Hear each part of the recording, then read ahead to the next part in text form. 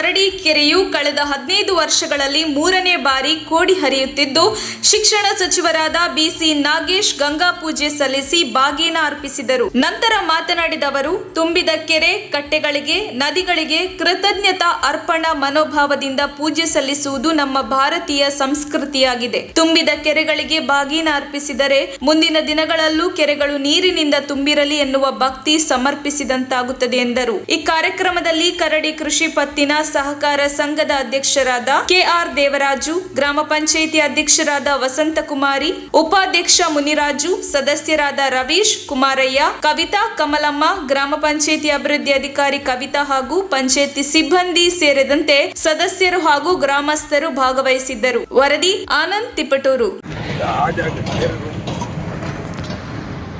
ಮುಂದಿನ ವರ್ಷ 100 ಮಾಡದಾರ ಮಕ್ಕಳು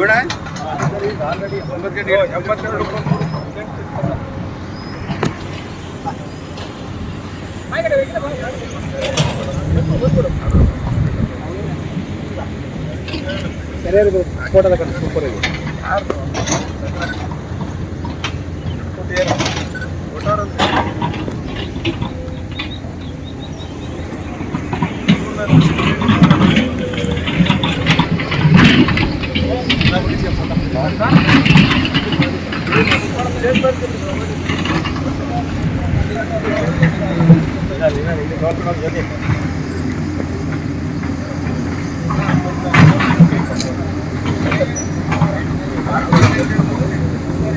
ಅವರೇ ಮಾಡೋಕ್ಕಾಗಲ್ಲ, ಯಾರು ನೀವು ಮಾಡೋಕ್ಕಾಗ್ತೇನೆ.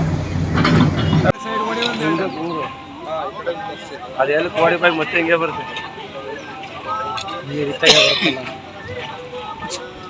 ಸೊ ಮುಂದಕ್ಕೆ ಬಿಡೋದು ಅಷ್ಟೇ ಐತಲ್ಲ, ಮತ್ತೆ ಹಿಂಗೆ ಬರುತ್ತೆ. ತೊಳ್ಳು ಬೇರೆ ಬಿಡ್ತಾರೆ,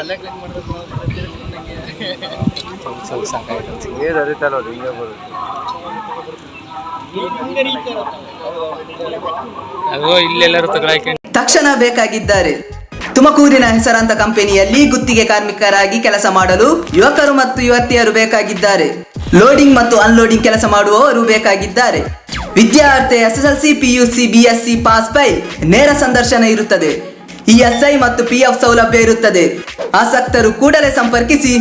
ನವೀನ್ GL, ಫೋನ್ ನಂಬರ್ 9743103968.